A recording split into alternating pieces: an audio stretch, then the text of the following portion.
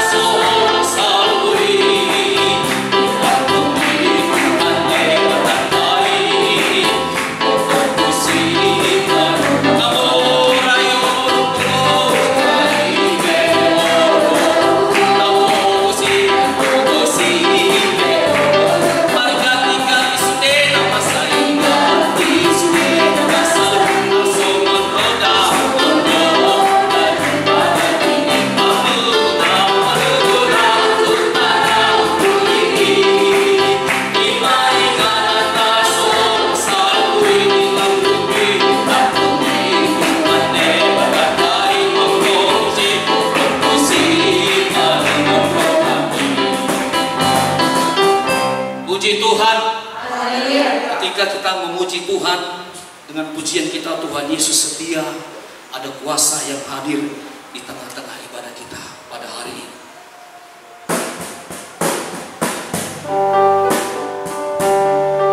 Kita percaya Yesus adalah sahabat kita. Haleluya. Tuhan Yesus setia.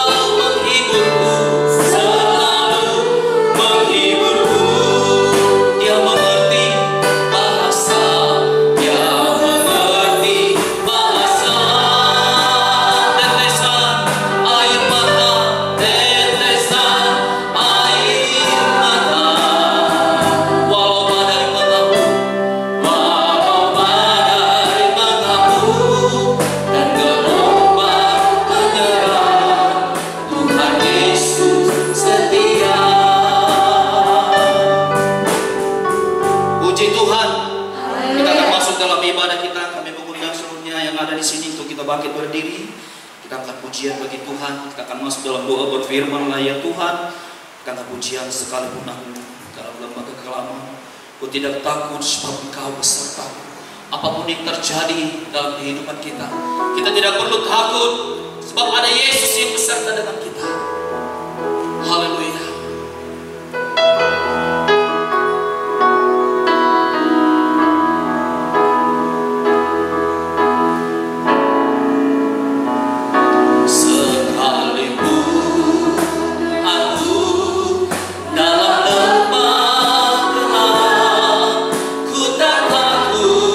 Sebab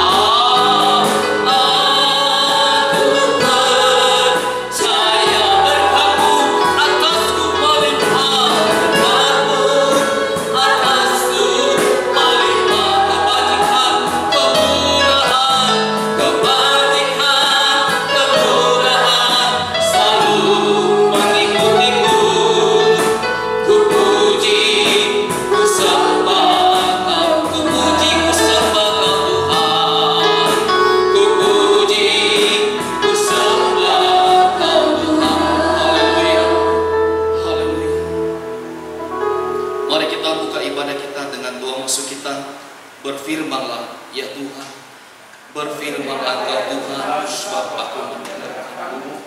Nyatakanlah kepadaku untuk kemuliaan bagi nama-Mu. Penuhilah jiwaku dengan kasih karunia yang kudus. Haleluya. Amin. Mari silakan beri kembali. Kita akan menyerahkan ibadah ke dalam tangan Tuhan. Biar segenap himpunan yang kita lakukan pada hari ini untuk menyenangkan hati Tuhan. Kita tahu banyak persoalan, kita tahu banyak problema, kita tahu banyak yang harus kita doakan pada minggu-minggu terakhir ini. Kita percaya kuasa Tuhan nyata dalam kehidupan kita. Kita percaya ada kuasa yang mengalir bagi setiap umat-umat anak-anak Tuhan pada hari ini. Kita mengundang kuasa Tuhan untuk hadir pada hari ini. Hambanya Bapak Guru Batubara akan berdoa memimpin kita di tengah-tengah ibadah kita pada hari ini. Untuk firman Tuhan tunggal yang kita dengarkan dari hambanya Bapak Pendeta Jerry Singalai. Pada hari ini kita akan masuk dalam doa. Kita akan satu pujian bagi Tuhan. Di saat engkau susah, Yesus.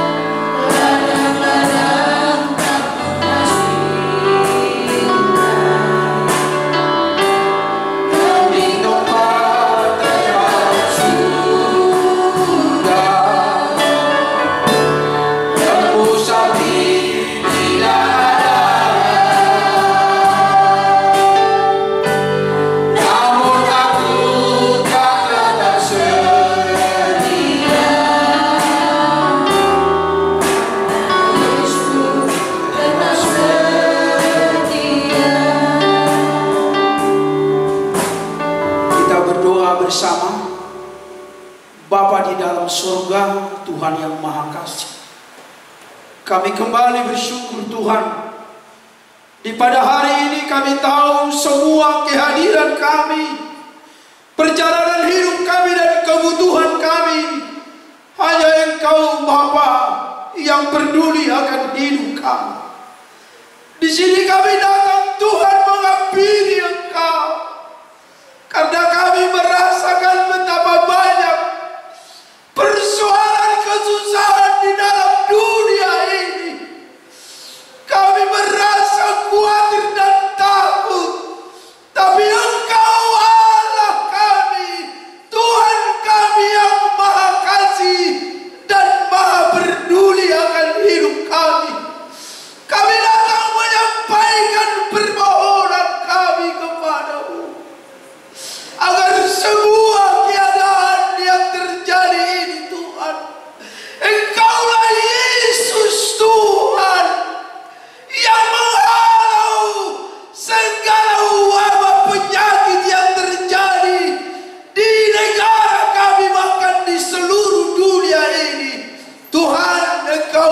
berbicara lewat firman-Mu. Tiada yang mustahil, tiada yang mustahil bagimu Tuhan. Kami datang menyampaikan segala keluh kesah dan permohonan kami. Kiranya Tuhan lewat ibadah persekutuan kami pada hari ini Bapa, Engkaulah Yesus, dengan hadirat kuasa-Mu lewat kebenaran firman Allah yang sebentar akan dinyatakan lewat hamba-Mu. Bapa, persiapkan hati dan pemikiran kami, bahkan jiwa kami boleh tertuju kepada firman Allah. Maka segala persoalan yang terjadi di dalam kehidupan kami di dunia ini Tuhan, lewat firman-Mu Bapa, kami akan mengerti dan bersabar senantiasa bagaimana Tuhan bertindak untuk menyatakan segala kuasa-Mu seturut dengan kehendak-Mu dan jadi kemenangan, dan kami tetap setia kepada Tuhan. Bapa, hamba-Mu akan berbicara lewat firman-Mu hari ini Bapa. Engkaulah Yesus yang membuka hati dan pemikiran kami, sehingga ketika kami mendengar suara kebenaran firman-Mu dari hamba-Mu Bapa Gembala sidang kami, kiranya Bapa semuanya menjadi kekuatan bagi hidup kami. Terpujilah Engkau Allah kami yang baik, terpujilah Engkau Yesus. Roh Kudus-Mu menyertai kami, bahkan membimbing kami agar kami hidup seturut dengan kehendak-Mu.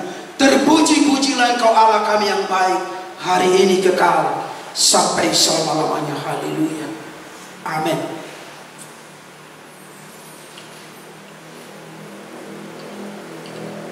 Puji Tuhan. Tiba saatnya kita akan mendengar kebenaran firman Tuhan yang dilalui oleh hamba-Nya Bapak Pendeta Jesse Lalai. Kita akan sambut satu pujian, Hatiku Percaya. Haleluya. Ketika kita banyak melakukan perkara, ketika saat itulah Yesus bekerja. Haleluya.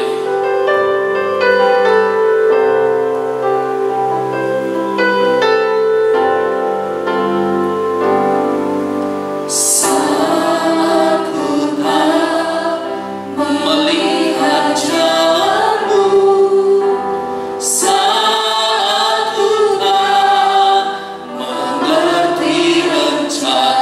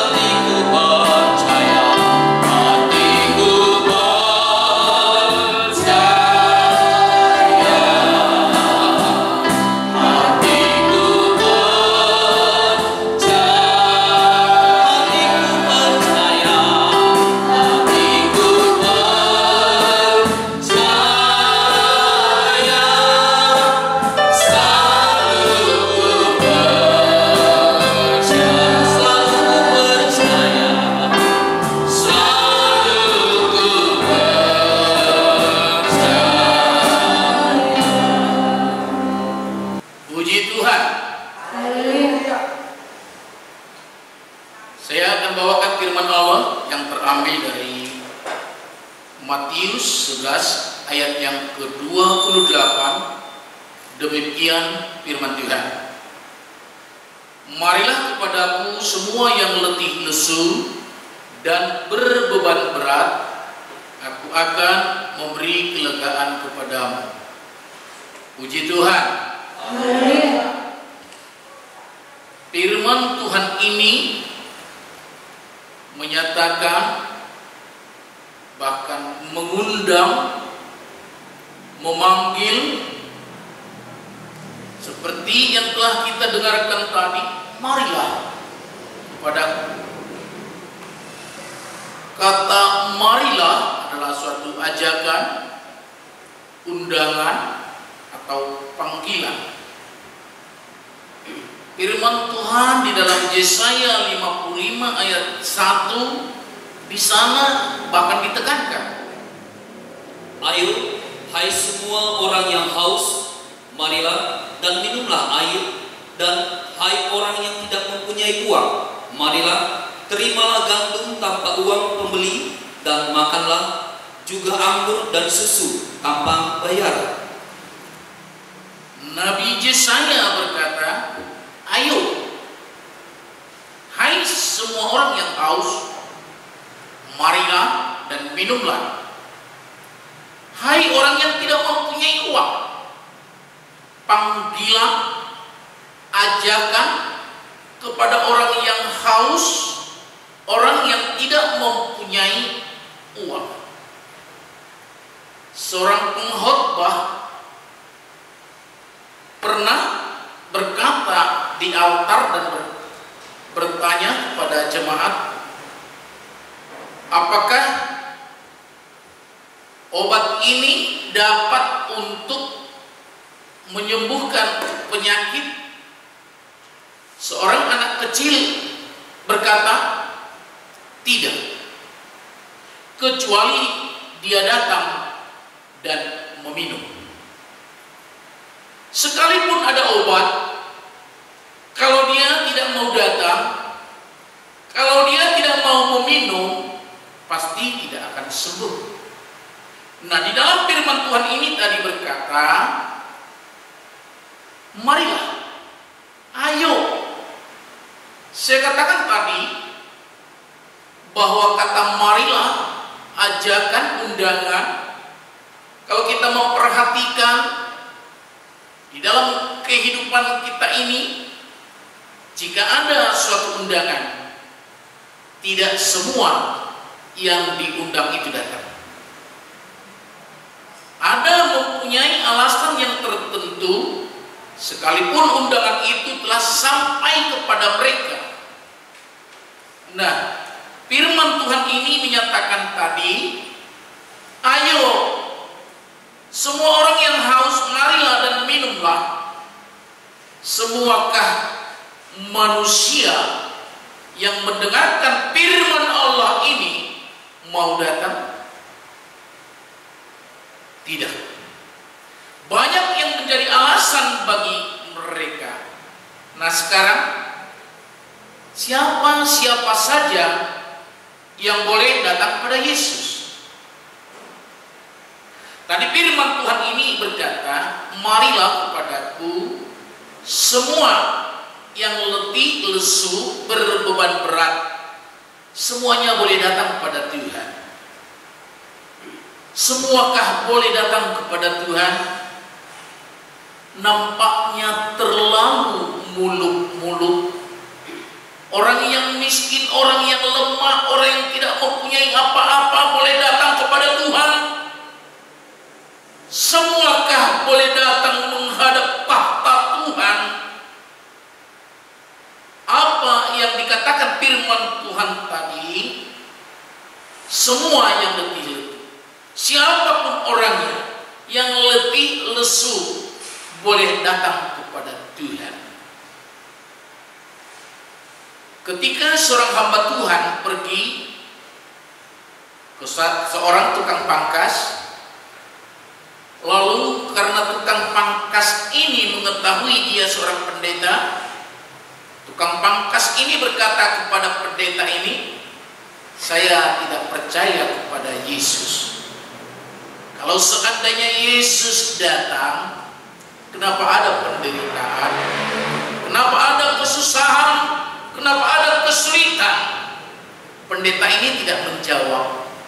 Lalu ketika pendeta ini keluar dari ruang tukang pangkas, dia melihat seorang laki-laki yang rambutnya gondrong. Lalu pendeta ini berkata dan mengajak ke dalam tukang pangkas, dan pendeta ini berkata kepada tukang pangkas, "Saya tidak percaya ada tukang pangkas." Lalu tukang pangkas ini berkata, "Kenapa Bapak katakan saya sendiri adalah tukang pangkas? Kalau ada tukang pangkas, kenapa saudara ini rambutnya gondrong?" Lalu jawab tukang pangkas ini, "Dia tidak mau datang kepada saya." Itulah masalahnya. Yesus mengundang semuanya yang letih lesu, tetapi mereka tidak mau datang kepada Yesus. Sama seperti ini. Kenapa ada rambut gondrong? Dia tidak mau datang kepada tukang pangkas. Ada yang dalam kesusahan, dalam kesulitan, datanglah kepada Tuhan. Karena firman Tuhan tadi mengundang dan berkata, yang letih dan berbeban berat akan kuberikan kelegaan kepadamu. Dalam Ibrani 11 ayat 16 bagian B, di sini firman Tuhan berkata, "Sebab itu Allah tidak malu disebut Allah mereka, karena Ia telah mempersiapkan sebuah kota bagi mereka."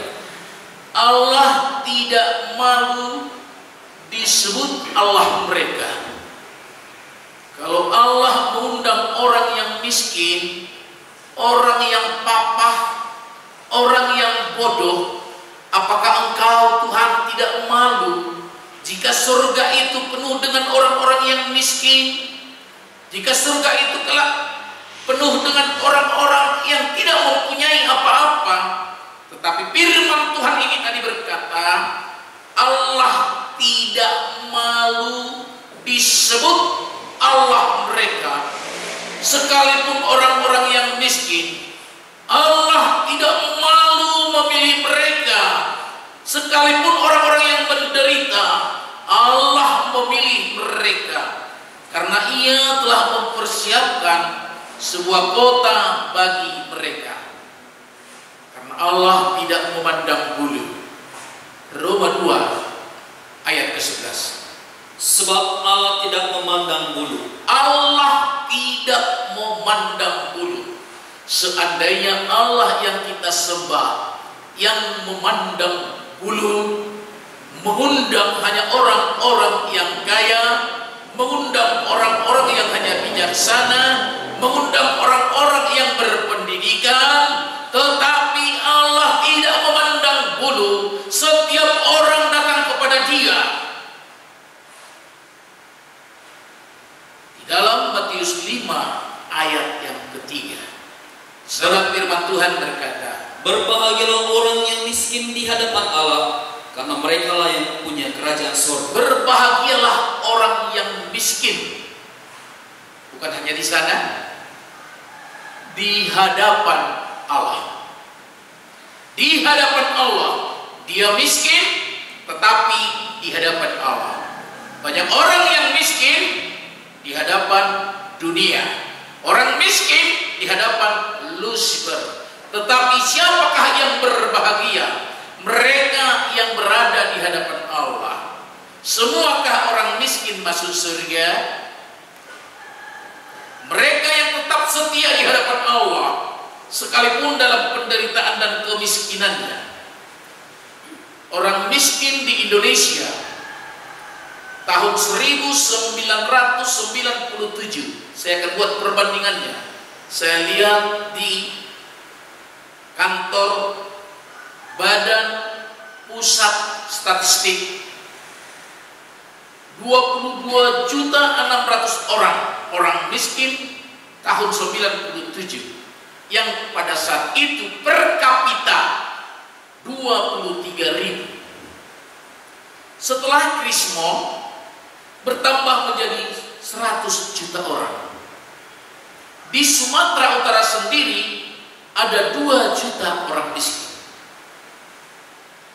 Terakhir saya coba mencari data, menurut kantor BPS bulan Maret tahun 2019, orang miskin di Indonesia sebanyak 25.140.000. Setelah wabah virus corona bertambah orang miskin di Indonesia, semuakah mereka masuk surga?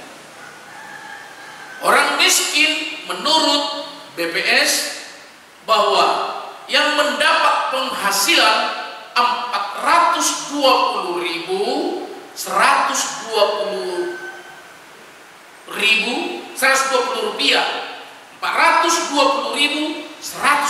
rupiah per kapita. Kalau dia hanya berpenghasilan 420.000, dia kategorinya adalah orang miskin. Sekarang virus corona sangat menghantam sendi-sendi ekonomi. Bahkan semuanya, banyak orang yang di PHK bulan-bulan yang minggu yang lalu 1,5 juta hanya di DKI jatuh miskin. Namun jaminan firman Tuhan menyatakan kepada setiap orang miskin, marilah kepadaku hai kamu orang-orang miskin. Semuakah orang miskin ada dalam surga? Semuakah orang miskin ada di hadapan Allah? Atau bahkan menjauhkan diri daripada Allah? Tapi jaminan firman Tuhan, siapapun boleh datang kepada Tuhan. Semuanya kita dipanggil untuk datang di hadapan Allah. Ada anak kos kebetulan di belakang rumah kita. Lalu ketika ibu memanggil anak kos ini untuk memberikan sesuatu makanan, lalu anak kos ini tidak mau datang dan pura-pura tidak mendengar. Karena apa? Mereka takut disuruh kerja. Banyak orang tidak mau, pura-pura tidak mendengarkan suara firman Allah, takut jangan-jangan menjadi kerugian ketika dia mengikut Tuhan. Sebenarnya ibu memanggil mereka untuk memberikan makanan, tetapi mereka tidak ada satupun yang menjawab. Yesus memanggil orang-orang miskin, letih lesu, agar Yesus menolong mereka. Tetapi banyak yang tidak mau tahu bagaimana tangan Yesus terulur untuk memberkati kehidupan dan menolong setiap orang yang datang kepada mereka, tapi tidak mau. Tuhan tahu semua kesusahan kita. Apa yang terjadi pada hari-hari terakhir ini? Firman Tuhan dalam Wahyu 2 ayat 9 bagian A. Di sana firman Tuhan berkata, aku tahu kesusahanmu dan kemiskinanmu. Aku tahu kesusahanmu, kemiskinanmu. Seluruh kehidupan kita semuanya terbuka di hadapan Allah. Aku tahu semua kesusahanmu, penderitaan yang dialami pada saat ini. Semuanya Tuhan tahu. Apa yang terjadi dalam kehidupan seseorang, semuanya Tuhan tahu. Bahkan kemiskinan kita. Bagaimana Tuhan mengetahui? Mazmur 106 ayat 44. Namun ia menilik kesusahan mereka ketika ia mendengar teriak mereka. Namun Tuhan menilik kesusahan mereka ketika ia mendengar teriak mereka. Saya coba membuka kamus bahasa Indonesia.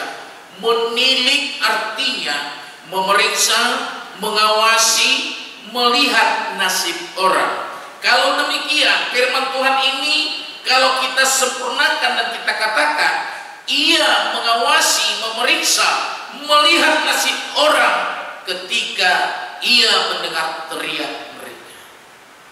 Seluruh kesusahan setiap orang, setiap pribadi, Tuhan ketahui. Mari datang kepada Tuhan. Kenapa senantiasa menjauhkan diri dari hadapan Allah? Bahkan tetesan air mata kita, semuanya Tuhan ketahui. Seberapa banyak tetesan air mata kita? Pujian kita tadi berkata, Tuhan Yesus setia. Dia sahabat kita. Dia mengerti bahasa, bahkan tetesan air mata kita. Ketika kita datang berdoa kepada Tuhan dengan meneteskan air mata, Tuhan melihat tetesan air mata kita. Tuhan mengerti hati yang hancur yang ada di dalam kehidupan seseorang. Tuhan mengetahuinya. Lebih dalam firman Tuhan berkata dalam Matius 10, kita mulai dari ayat yang ke-29. Bukankah burung pipit dijual 2 ekor seduit, namun seekor pun daripadanya tidak akan jatuh ke bumi di luar kehendak Bapamu? Bukankah burung pipit dijual 2 ekor seduit, seekor pun daripadanya tidak akan jatuh? Kita melihat apa harganya burung pipit. Banyak orang yang mungkin memburu, menembak burung pipit dan jatuh ke tanah. Saya katakan maaf, mungkin orang yang terdekat tinggal di sana tidak tahu, mungkin RT tidak tahu, RW tidak mengetahui, tapi Tuhan mengetahui. Bahkan burung pipit yang tiada harganya apa-apa, Tuhan ketahui, jatuh ke tanah. Kalau saya memperhatikan, sudah hampir puluhan ribu korban virus corona. Apakah Tuhan tidak mengetahuinya? Kalau hanya sementara seekor burung pipit yang tidak ada harganya, harganya hanya dijual 2 ekor seduit, tapi itu pun tidak luput dari penglihatan Tuhan. Itulah yang diperhatikan oleh Tuhan kepada umat manusia. Ayat ke-30. Dan kamu, rambut kepalamu pun terhitung semuanya. Rambut di atas kepalamu ini, firman Tuhan berkata bahwa rambut di atas kepala kita semuanya dihitung oleh Tuhan. Ayat 31. Sebab itu janganlah kamu takut, karena kamu lebih berharga daripada banyak burung. Janganlah kamu takut. Mungkin ketika kita datang di dalam ibadah ini, kita merapikan rambut kita. Mungkin sehelai 2 helai rambut itu terjatuh, kita tidak memperhatikan. Tuhan memperhatikan semua itu. Di atas kepala Siana sudah kurang 1 helai rambut. Orang tidak pernah menangis, orang tidak pernah susah jika rambutnya jatuh sehelai. Tapi Tuhan memperhatikan, tapi Tuhan memperdulikan. Setiap lembar, setiap helai rambut di atas kepala kita jatuh, semuanya Tuhan perhatikan. Di atas kepala Siano sudah berkurang 1 helai rambut. Saya pernah membaca seorang profesor di Jerman mencoba menghitung rambut di atas kepala. Hasilnya dengan yang normal, rambut yang normal berkisar antara 110.000 sampai 140.000. Itulah di atas kepala atau rambut yang masih normal. Sehelai jatuh di sana, Tuhan ketahui. Artinya apa? Peristiwa sekecil apapun terjadi di dalam kehidupan setiap orang, Tuhan perhatikan. Sekecil apapun kesusahan yang kita alami, yang terjadi ketika kita mengikut dan menantikan Tuhan, semuanya tidak luput dari penglihatan Tuhan. Apalagi yang terjadi pada hari-hari terakhir ini, bagaimana dunia sangat digentarkan. Semuanya sangat takut, mulai dari pemerintahan di pusat sampai di daerah. Tetapi apa yang dikatakan oleh firman Allah, jaminan firman Tuhan, rambut di atas kepalamu semuanya hidup oleh Tuhan. Nah sekarang dalam Yohanes 5 ayat 5 dan sampai seterusnya, firman Tuhan berkata di sana tentang seseorang yang lumpuh yang berada di kolam Bethesda. Ayat yang kelima. Di situ ada seorang yang sudah 38 tahun lamanya sakit. Ada seorang yang sudah 38 tahun. Seandainya dia berumur sekitar 60 tahun, setengah dari umurnya berada di kolam Bethesda menantikan pertolongan Tuhan. Seandainya dia berumur kurang lebih 70 tahun, 38 tahun, setengah lebih dari umurnya, dia telah berada di sana. Ayat yang ke-6. Ketika Yesus melihat orang itu berbaring di situ dan karena ia tahu bahwa ia telah lama dalam keadaan itu, berkatalah ia kepadanya, maukah engkau sembuh? Nah, ketika Yesus melihat orang yang susah ini, Yesus melihat orang yang menderita ini terbaring di sana. Selanjutnya tadi firman Tuhan katakan, karena Yesus tahu bahwa ia telah lama dalam keadaan itu. Yesus tahu sudah berapa lama dia menderita. Yesus tahu berapa lama dia dalam keadaan sakit. Peristiwa penyakit yang ada dalam kehidupan orang yang lumpuh ini, yang pasti Tuhan tahu dia sudah lama menderita. Tetapi Tuhan Yesus bertanya kepada orang yang sakit ini, maukah engkau sembuh? Seolah-olah pertanyaan ini sangat sulit kita mengerti. Kalau kau Tuhan sudah mengetahui bahwa dia sudah 38 tahun menantikan kesembuhan di kolam Bethesda, kenapa engkau Tuhan bertanya kembali, maukah engkau sembuh? Bukankah engkau Tuhan telah mengetahui, bukankah engkau telah melihat sendiri apa yang diderita orang ini, tetapi sekarang engkau bertanya, maukah engkau sembuh? Harus ada pernyataan yang keluar dari mulut kita, saya mau sembuh. Ketika dalam suatu waktu kami kebetulan di dalam perjalanan dan makan di suatu tempat, ramai sekali pengunjung. Ketika kami sampai di tempat, seseorang di samping kami juga hampir bersamaan sampainya, rambutnya agak panjang. Pemilik restoran ini lalu melayani kami. Setengah jam dia belum dilayani. Lalu pemilik warung ini, pemilik restoran datang kepada dia, lain mau makan atau untuk apa di tempat ini? Lalu jawabnya, saya datang ke restoran ini bukan untuk memangkas rambut.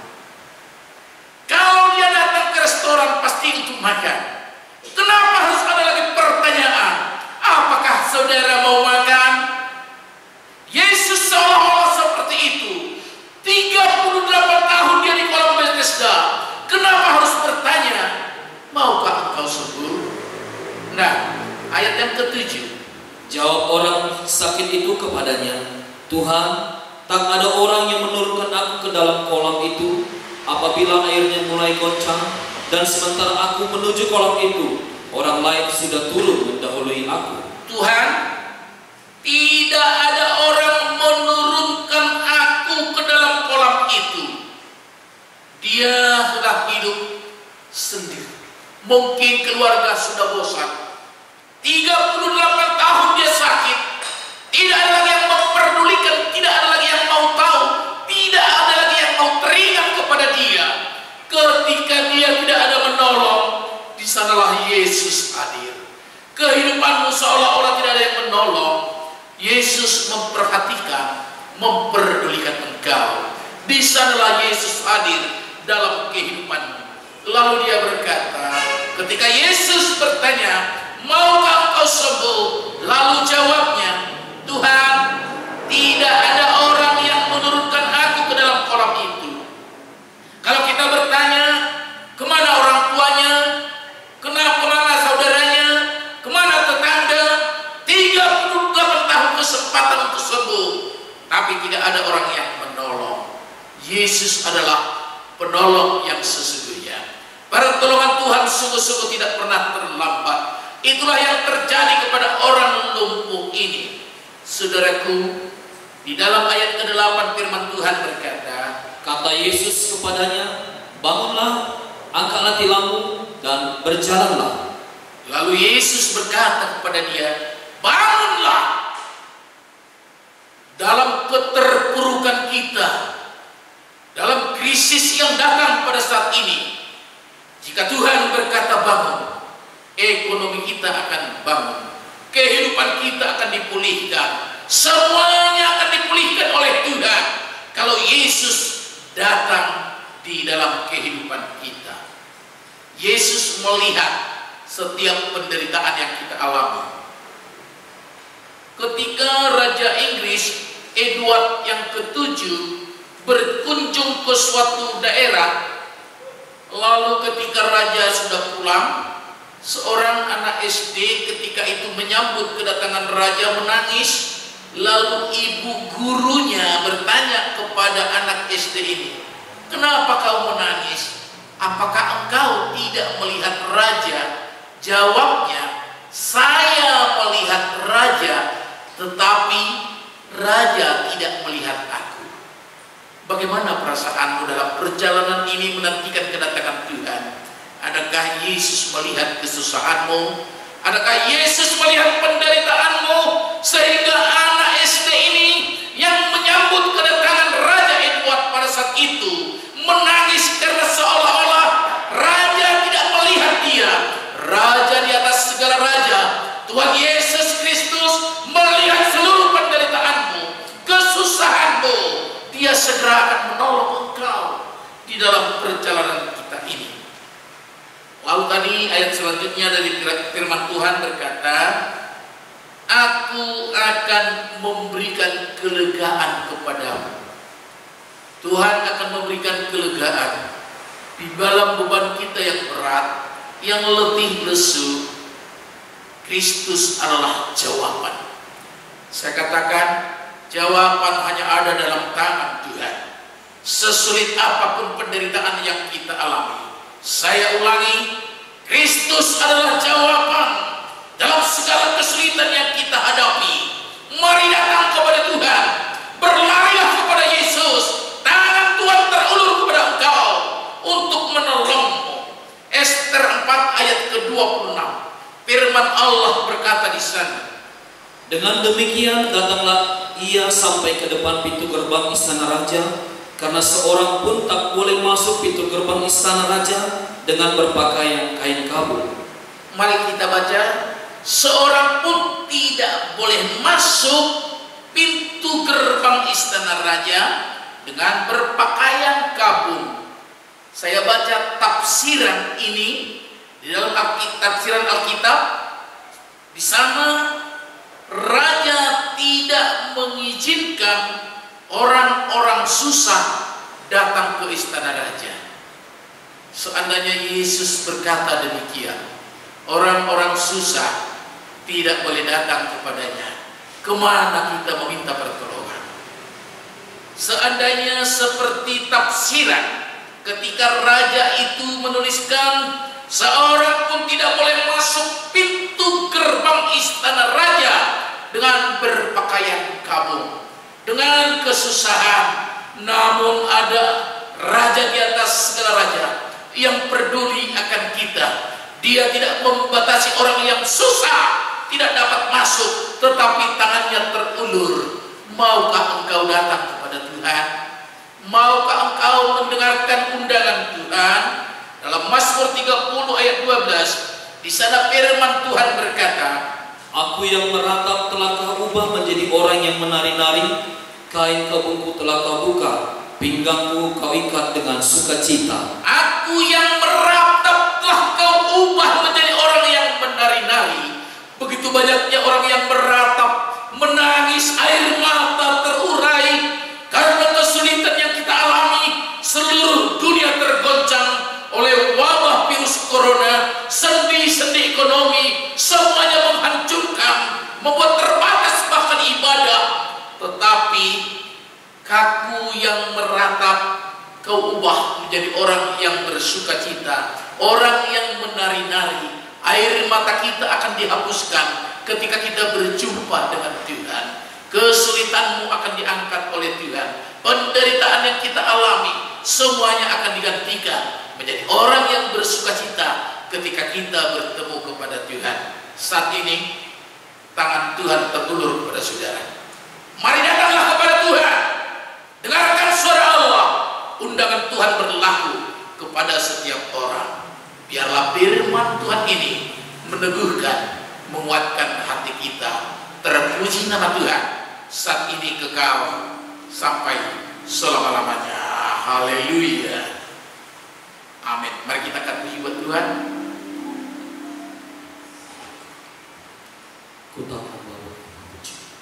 Ku tak membawa apapun juga saat ku datang ke dunia.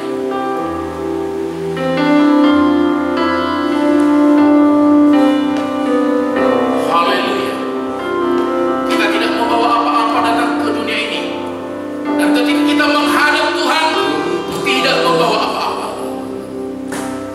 Apapun juga saat ku datang ke dunia, ku tinggal semua, ku tinggal semua. Pada akhirnya saat ku kembali ke surga,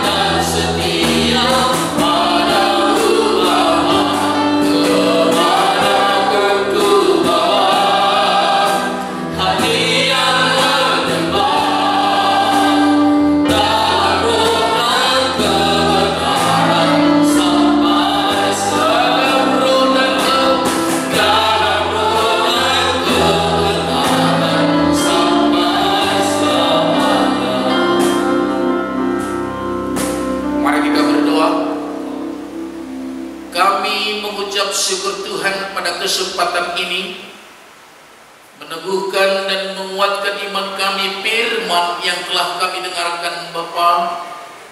Mari meteraikan di dalam hati kami, karena Engkau memperdulikan dan memperhatikan kehidupan kami. Di dalam kami berjalan, Tuhan menantikan kedatangan Tuhan yang kedua kalinya. Banyak tetesan air mata, ketika kami mengalami kesulitan, kami mengalami penderitaan, namun Engkau siap memberikan pertolongan kepada kami ya Bapa. Pertolongan-Mu yang tidak pernah terlambat.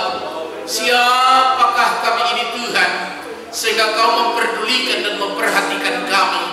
Kasih-Mu yang begitu besar yang Kau berikan kepada kami Bapa, sehingga kami senantiasa diteguhkan dan dikuatkan. Sekalipun kami berjalan di dalam lembah kekelaman, kami tidak takut mara bahaya, karena Kau berada di samping kami. Topang kami Tuhan, lindungi kami Yesus dari kejadian-kejadian pada akhir zaman ini. Sungguh pun Tuhan, dunia ini bergelora. Sungguh pun Tuhan, kabar-kabar yang sangat menakutkan. Namun kami memiliki Allah El Shaddai, sehingga kami tidak perlu takut dan khawatir Tuhan, karena Kau yang memelihara kehidupan kami. Bahkan penderitaan sekecil apapun, semuanya Tuhan ketahui. Sebab itu Tuhan, biarlah Kau pelihara domba-domba-Mu di bawah sayap-Mu. Lindungi semuanya kami Tuhan.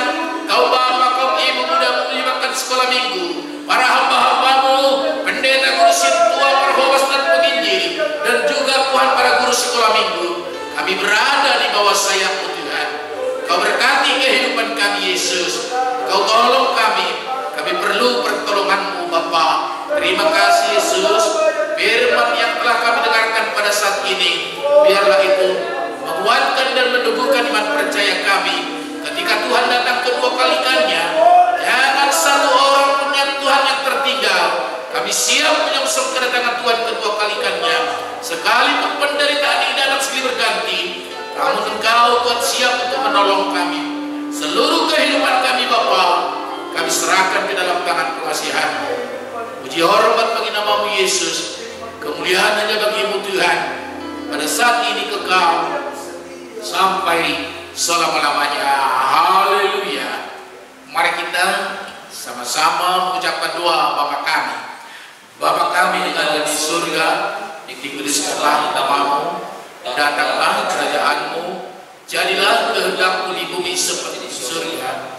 Berikanlah kami pada hari ini makanan kami yang secukupnya. Ampunilah kami akan segala kesalahan kami, seperti kami juga mengampuni orang yang bersalah kepada kami.